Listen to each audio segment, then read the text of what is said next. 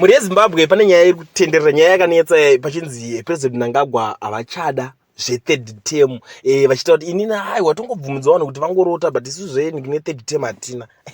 Pana pakazobuda marevelations akawanda because unoziva kuti vanhu havadi kuita give up kuti vawachiswa because kutaura chokwadi payapayaka President Mnangagwa vakakanda chijoka bomba kuvanhu kuti vanhu veZimbabwe vanorotomokava, it's a democratic country chekubana tovabvumidza kungorotomoka asi vanozongoona pasina chachinjwa because indiri president anoteedzera mutemo, ndo mashoko akabva kwavari vachitaura izvozvo. So panapa ndiri kuzosangana namajede vanhu vakutanga kubudisa nyaya, ndandichiverenga zvangu newspaper pane radio patotaura kunzi imi pane general anonzi general Sanyatwe chinchichi anga akadzingwa chinchichi akadzinga bhamisa ambassador wekuTanzania paenda ikoko, saka hanzi kuzodzoka kwake chinchi ndokumwe kuri kuzoita zvinhu zvese kukonzeresa zvinhu zvese kuti ati varambidzwe because pari kunzi kuda vaitoda kutoti vatochinja nigirikini but hanzi masoja ndo akasvika akanovhiringidza zvese akaramba zvese kuti aiwa kuna izvozvo kureva kuti hanzi uyu anonzi Sanyatwe akuitawo akukavhirawo achipusha kuti mumwe wake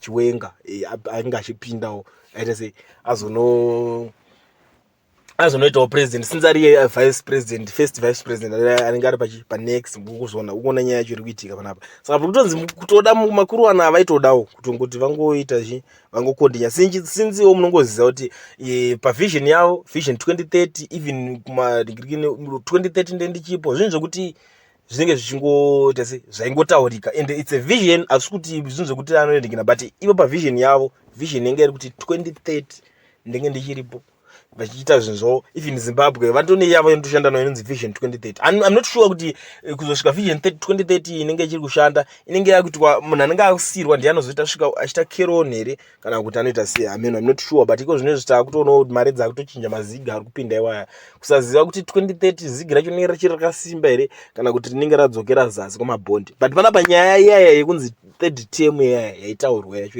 yavakaramba vachiti handina iri kunzi hanzi yakarambidzwa Nemasoja, ndo nyaya iri panapa, ndo nyaya yandasangana nayo ndichikatoiveringawo pane radio. Ai munoziva kuti inini nyaya idzika idzi chandakanakira ndogara ndakuudzai kuti iyi nyaya yandainzwa pakati ningi ndianga achiitaura so that imimi hamuzondinetsa muchiti yezobva kupi yazodidi. Ukatoonawo kuti wachitondinetsa unogona zvakutotsvagawo kwandiro kwete zvisiri zvokuti tiri kuningirikina tichiri kubvunzana nyaya iyoyo because vanhu vakawanda vanozobhohwa mani. Ndakatozovhara dzimwe namba dzangu vanhu vangonditi saka iwe chinchi nyaya vakungondibvunza. I know kuti vamwe vanhu maslow learner patotaura kuti source havanzwi kuti source zvechire source ndechira kuti kunenge kwabva nyaya kazhinji kacho zvona. Saka inini ndendangoenda panapa nyaya yacho timboonesana nemi. Amen, mundiudze kuti muri kuionawo sei nyaya iyi.